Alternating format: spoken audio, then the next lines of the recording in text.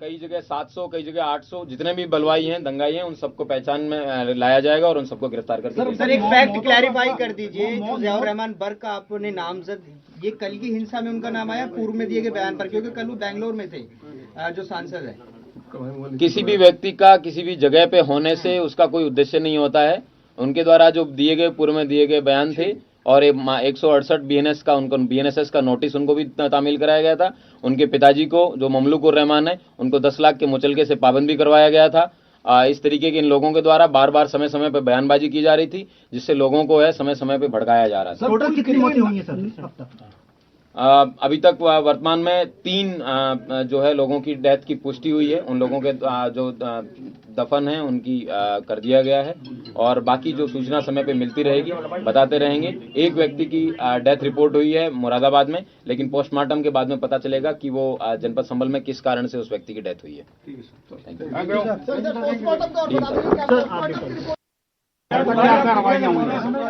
एक मिनट सब लोग शांत हो जाइए, करते शुरू कर शांत हो जाइए भैया।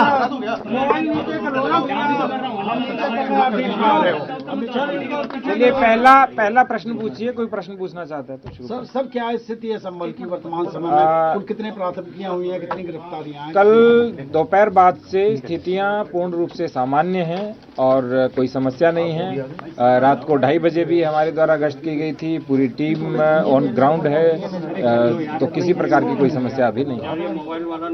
सर क्या और भी अभी धरपकड़ की जा रही है, छापेमारी हो रही है, कितने लोगों को और 21 लोगों के अलावा डिटेन किया जा रहा है सर? कल हमारे यहाँ जो डीआईओ हैं उनके माध्यम से कुछ फुटेज भी जारी किए गए, जो यहाँ के जो मानिंद लोग थे उनके माध्यम से दिए गए। कुछ ड्रोन की फोटोग्राफी है और कुछ कैमरा की फोटोग्राफी जो हमारे द्वारा ली गई थी वो भी जारी किए गए थे।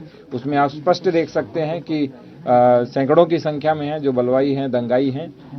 उन सभी को आइडेंटिफाई किया जा रहा है और 100% लोगों को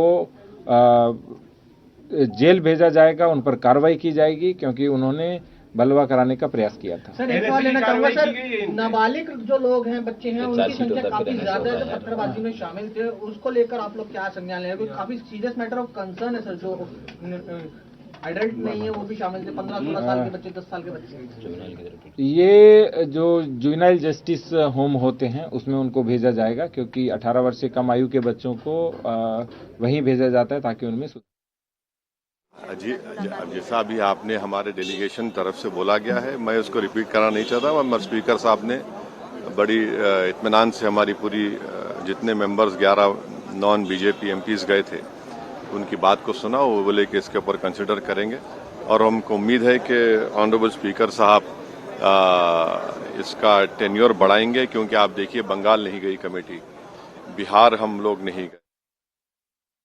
हुआ कि सर्वे कंप्लीट हो चुका है, बहुत अच्छे से सर्वे हो चुका है। उसके बाद अचानक से पत्थर शुरू हो गए थे और उसके बाद सब कुछ स्टार्ट। सर इस मामले में क्या लार्जर कॉन्स्पिरेसी सामने आई है? क्योंकि जिस तरीके से सुनियोजित तरीके से 3 रास्तों से लोग निकल कर आए थे, क्या उनका मकसद था कि सिर्फ मस्जिद के इलाके में नहीं बल्कि शहर के अन्य हिस्सों में भी हिंसा की आग को पहुंचाना उनका मकसद था? और ये हैंडमेड हथियार जिस तरीके से थे, तो क्या पहले से तैयारी करके उनको बनाया गया था कहीं एक जगह? ऐसी कोई जगह आइडेंटिफाई हुई है? हमें जो अभी प्रतीति हुई है प्राइमा फेसी, वो ये लग रहा है कि रातों रात इसका हो सकता है प्लानिंग किया गया हो, और बाकी डिटेल जब इन्वेस्टिगेशन होगा उसके बाद पता चलेगा। क्योंकि जब आपस में इतनी पत्थरबाजी की, इन्होंने अपने ही लोगों के ऊपर पत्थरबाजी की, गोली चलाई और हथियार का जो प्रयोग कर रहे थे, इस बात का प्रतीक था कि मे भी आपस में भी इनके अंदर कुछ न कुछ रहा हो। सर कुछ घरों से भी वेपन रिकवर हुए? घरों से भी कुछ वेपन रिकवर हुए हैं और वो सारा रिपोर्ट के अंदर है, वो आपको मिल जाएगा तो पता लगेगा। सर एक सवाल, बाहरी लोग भी थे क्या? कुछ इस तरह के क्लू मिलेगा कि बाहर से बड़ी संख्या में लोग आए थे? बहुत बाहर से तो मैं नहीं कहूंगा, लेकिन 10-15 किलोमीटर के एरिया से लोगों को बुलाया गया था। सर नाबालिगों की संख्या कितनी है, अगर आप नंबर बता पाएं जो डिटेन किए हैं? वर्तमान में 25 लोग हैं, लेकिन कुल लगभग 700-800 लोगों की संख्या है, तो एक एक करके आइडेंटिफाई करके सबको डिटेन किया जाएगा। पता चल सकता है किस तरीके के वेपन रिकवर हुए हैं? क्या देसी एक तो आपको दिखाया था, ये चाकू तो मैंने भी पहली बार देखा, जो दोनों तरफ से चलता है, जो भीड़ में चलाने के लिए ही होता है। और उसके अतिरिक्त कुछ तमंचे भी बरामद हुए हैं और बाकी जो भी चीज होगी इन्वेस्टिगेशन के बाद आपको डिटेल से सूचना सर दी एक जाएगी। सवाल क्रिमिनल कॉन्स्पिरेसी को लेकर बात करना चाहूंगा, क्योंकि यहाँ पर एक सांसद हैं और एक दूसरे सपा सांसद के बेटे हैं, तो क्या इन दोनों ने आपस में मिलकर किया है या इन दोनों ने अलग अलग जो है भीड़ को उकसाया है? FIR हो चुकी है और इन्वेस्टिगेशन के बाद जो भी डिटेल आएगा उसके अनुसार उन पर कार्रवाई की क्या जाएगी। इन दोनों लोगों की आपस में भी ऐसी बात है कि मस्जिद पे ज्यादा कब्जा मेरा हो, तो डोमिनेंस को लेकर इन लोगों में डोमिनेंस को लेकर इन्होंने लोगों को भड़काया? जो इन्वेस्टिगेशन होगा वो इन्वेस्टिगेशन का विषय है, हम प्राइमा फेसी नहीं कह पाएंगे, अभी हम केवल FIR की है और उसके बाद ठीक है sir, thank you very much sir. तो पुलिस की तरफ से मीडिया को ये जानकारी दी जा रही थी। अब सबसे बड़ी खबर जो इससे निकलकर सामने आई है वो ये है कि 3 लोगों की मौत की पुष्टि हो गई है।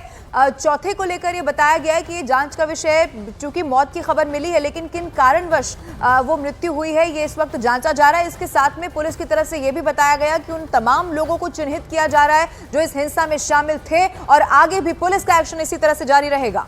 देखिए, जांच का दायरा यहां पर बढ़ चुका है और बढ़ना लाजमी भी है, क्योंकि मौजूदा स्थिति क्या है, कल जो कुछ हुआ आखिर उसके पीछे किस तरह की बड़ी साजिश यहां पर रही। बहुत से ऐसे बड़े सवाल हैं जिनके जवाब आने अभी बाकी हैं, लेकिन जो बातचीत आप यहां पर सुन रहे थे कानून व्यवस्था की सीधा मुखातिब होते हुए, ताकि किसी भी तरह की जो अफवाह है वो सामने ना आए, बल्कि जो तथ्य है वही गौर किया जा सके।